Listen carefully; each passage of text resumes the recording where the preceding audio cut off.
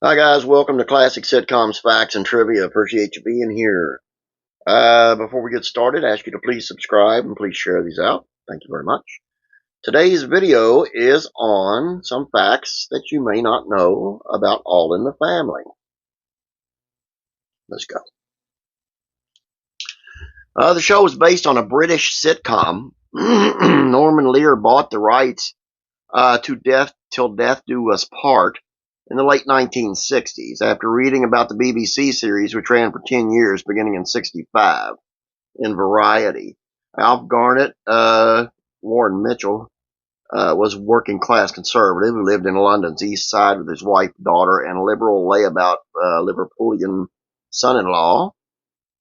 Alf had opinions on just about everything and was quite vocal in his dislike of Americans, Catholics, homosexuals, and anyone who else was different from him. Archie Bunker was originally Archie Justice. Lear thought that the BBC show set up a middle-aged blue-collar conservative man who never hesitated to express his racist viewpoints. His doting wife and his liberal daughter and son-in-law would be mined for humor for American audiences. Justice for All, as the show was called in the original pilot script, starred Carol O'Connor, excuse me, as Archie Justice, and Jean Stapleton as his wife Edith. Kelly Jean Peters and Tim McIntyre rounded out the cast as Gloria and Richard. That was Meathead's original name. ABC passed on the show, however, their main complaint being Archie and Edith's lack of chemistry with the younger actors. Lear recast the roles with Candy, Azura, and Chip Oliver, changed the name of the show to Those Were the Days, and shot a new pilot, but ABC still was not interested.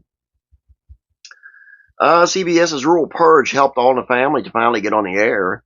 When Robert Wood became president of CBS in '69, he made a bold move and canceled several of the network's long-running and still very successful rural shows, including Green Acres, Petticoat Junction, the Beverly Hillbillies, and Mayberry RFD. The latest market research showed that advertisers were attracted to a younger demographic, which to Wood meant less corn-pone and more cutting-edge and socially irrelevant shows. Norman Lear revamped the pilot, now called All in the Family, and co-starring Sally Struthers and Rob Reiner as Gloria and Michael Stivic, was deemed relevant enough and premiered on the network in '71 as a summer replacement.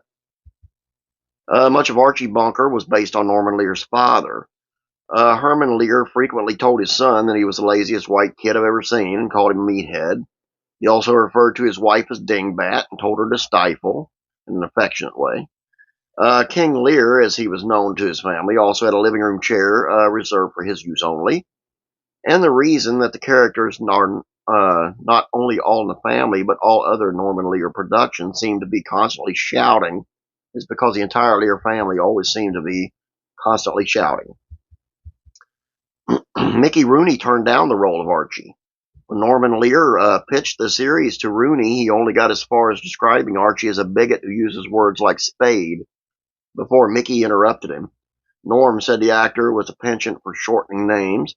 They're going to kill you, shoot you dead in the streets. Carol O'Connor read for the role after Rooney's refusal and had landed the part by the time he got to page 3 of the pilot script. But even he was dubious about the show and told Lear that CBS would cancel it after 6 weeks. Future Mrs. Reiner, almost played Mrs. Stivic. Rob Reiner's girlfriend and eventual wife Penny Marshall, who played Laverne on Laverne and Shirley, was a finalist for the role of Gloria, and she and Sally Struthers were each summoned before the suits to read lines and do improv with Reiner, who had already been cast. Since Reiner and Marshall were living together at the time, Struthers had a feeling that Reiner would intentionally work better with Penny, so she went into the final audition without nerves and just gave her all. Years later, she asked Lear why she'd been chosen, and the producer told her that Penny Marshall had given a better reading, but she resembled Jean Stapleton too much. He explained that it had been decided that Gloria would be a daddy's little girl, so, with brutal honesty, she'd gotten the part because she had a fat face and blue eyes like Carol O'Connor. CBS wanted edgy, but within reason. While the scripts for the 13 contracted episodes were being written, Lear received a memo from CBS program practices department dealing with the words and phrases should be avoided at all costs based on their focus group research. For example, the network requested homosexual terminology should be kept to a minimum, that queer and fairy should be used sparingly, and regular fella was preferable to straight. Lear's response to those admonishments was to ignore them, as can be witnessed in the fifth episode of the first season, judging book by covers. Of course, the payoff came in the twist, ending of the episode, when it was revealed that not only was Roger a regular fella, but that Archie's burly former professional football player friend Steve was not. The expected viewer backlash never happened. Despite the disclaimer posted prior to the first episode, CBS still braced for the worst night on the family premiered. They hired dozens of extra operators at the network switchboard to handle the barrage of outraged telephone calls. They were sure that would follow. Much to their surprise, only a handful of viewers were offended enough to call. And as the series continued, network executives and the show's creative team were shocked to find that, contrary to the original intent, Americans seemed to embrace Archie Bunker rather than be repulsed by him.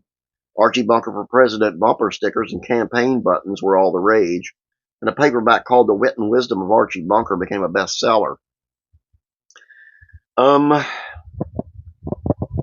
O'Connor wrote the lyrics for the closing theme song.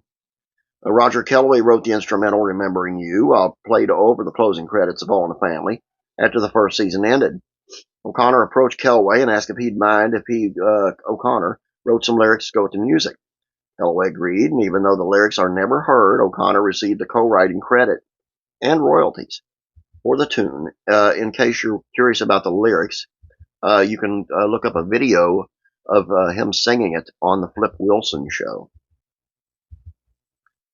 4 Archie-less episodes were taped during a salary dispute. O'Connor went missing in action for 3 weeks in July of '74 in a protest over his wages and working conditions. He claimed that Tamden Productions owed him $64,000 in back pay, and he also wanted 12 weeks of vacation during his 24-week schedule. Herman Lear countered by filming 3 Archie-less episodes, beginning with Where's Archie in season 5, and made it known on the set that if O'Connor continued to hold out, the Archie character would be killed in some sort of accident, and that Stretch Cunningham would eventually move in the bunkers to provide a male foil for the family. Stretch died 2 seasons later.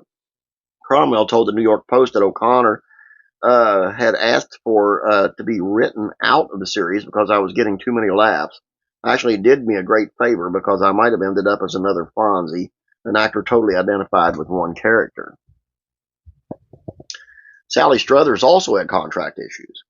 She was itching to work in films and had scored an audition for the lead in a '75 film, The Day of the Locust. When All in the Family producers refused to give her time off if she landed the role, she took them to court. Tandem Productions countered by enforcing a provision in her contract that prevented her from appearing as an actress or celebrity anywhere other than All in the Family. Karen Black eventually won the part of The Day of the Locust, and Gloria was absent from 2 episodes, Archie the Hero and Archie the Donor, while the whole kerfuffle was settled.